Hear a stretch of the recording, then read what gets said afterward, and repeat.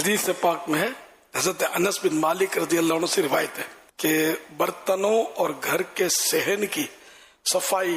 غنا و مالداری لاتے ہیں۔ سمجھو مال میں برکت ہوتی ہے، تو یوں کھانے پینے کے بعد برتن کو چھوڑ دیں گے تو یوں ایک بے برکتی کا سبب بھی ہے،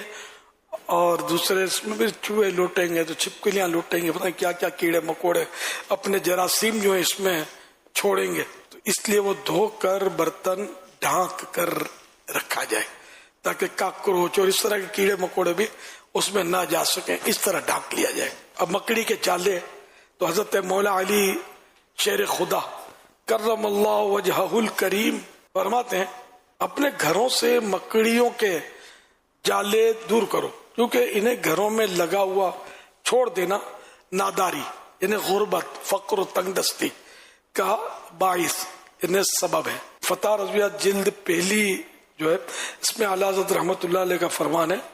علماء میں مشہور ہے کہ اپنے دامن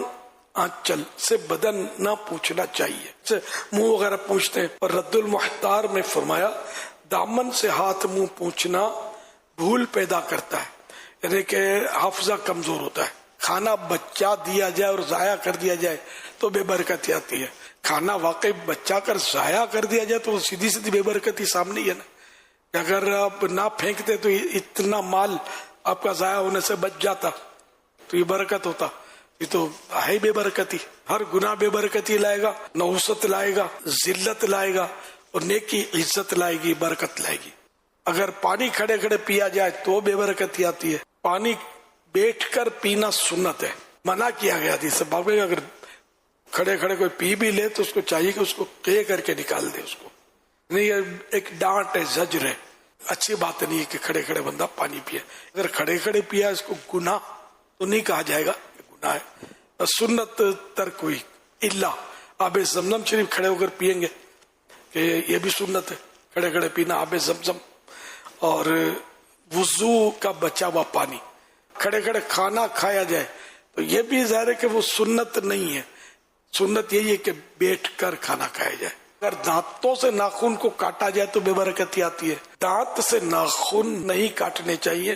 کہ مکروہ ہیں، اور اس میں مرض برس معاذ اللہ پیدا ہونے کا اندیشہ ہے، دیکھیں وہ کوڑ کا خطرہ ہے، جن جادو اور مختلف بلاؤں سے حفاظت سے ہوگی انشاءاللہ، جو پڑھنے کا عادی ہوگا۔ کبھی نیند میں کوئی پتہ چلتا ہے کہ دبا دیتا ہے، گلا گھونٹ رہا ہے، کبھی کچھ عجیب عجیب سا نظر بھی آتا ہے، اس طرح کے، پھر کبھی نیند چڑھ جاتی ہے۔ ایک قصہ ہے کو نیند نہیں آتی تھی، تو پھر میں نے اس کو یہ ورد بتایا، پیارے آقا صلی اللہ علیہ وسلم یہ حصار پڑھتے تھے۔ سوتے وقت آیت الکرسی تو پڑھنی ہے، ساتھ میں ایک اور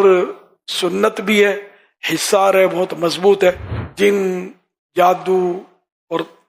مختلف بلاؤں سے حفاظت اس سے ہوگی انشاءاللہ، جو پڑھنے کا عادی ہوگا۔